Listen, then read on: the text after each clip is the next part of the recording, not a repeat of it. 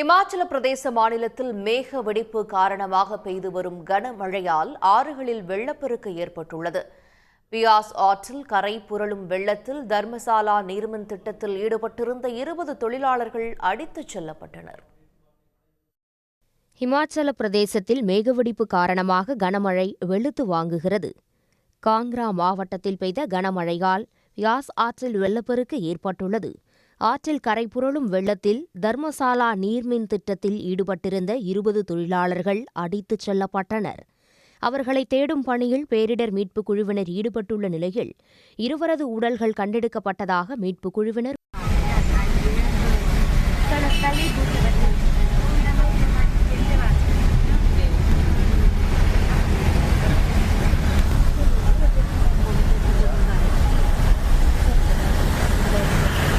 குல்லு மாவட்டத்தில் ஏற்பட்ட மேக வெடிப்புகளால் கடுமையான வெள்ளப்பெருக்கு ஏற்பட்டது.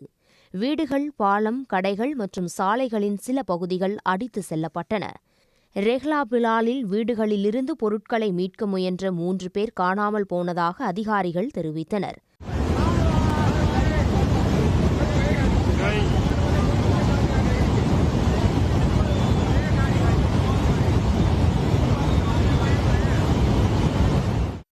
குல்லு மாவட்டத்தில் உள்ள ஜீவா சிட்டாற்றில் வெள்ளம் பெருக்கெடுத்து ஓடுகிறது. மறுபுறம் இந்துஸ்தான் திபெத் தேசிய நெடுஞ்சாலையில் ஜக்ரியில் ஏற்பட்ட நிலச்சரிவு அந்த பாதையில் போக்குவரத்தை தடை செய்துள்ளது. மணாலி மற்றும் பஞ்சாரிலும் திடீர் வெள்ளப்பெருக்கு ஏற்பட்டதாக தகவல்கள் தெரிவிக்கின்றன.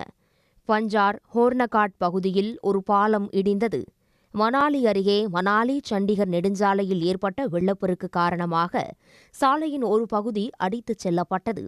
நிலச்சரிவு மற்றும் பனிப்பாறை உருகியதால் காசா சம்து சாலை முழுவதுமாக அடைக்கப்பட்டுள்ளது.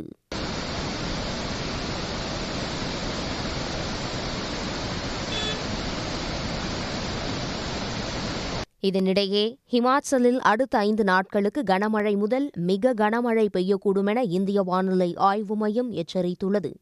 குஜராத்தில் சூரத், பரூச், வல்சாத், நவ்சாரி, டாங் ஆகிய இடங்களில் பெய்த கனமழை காரணமாக ஆறுகளில் வெள்ளம் கரைபுரண்டு ஓடுகிறது.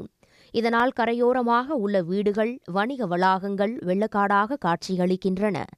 ராஜஸ்தான் மாநிலத்தில் உதய்பூர், ஜோத்பூர் உள்ளிட்ட மாவட்டங்களிலும், உத்தராகண்ட் மாநிலத்தில் டேராடூன், சமோலி உள்ளிட்ட இடங்களிலும் விட்டுவிட்டு மழை பெய்து வருவதால் இயல்பு வாழ்க்கை பாதிக்கப்பட்டுள்ளது. உடனுக்குடன் செய்திகளை தெரிந்து கொள்ள சன் நியூஸ் பெல் ஐகானை கிளிக் பண்ணுங்க.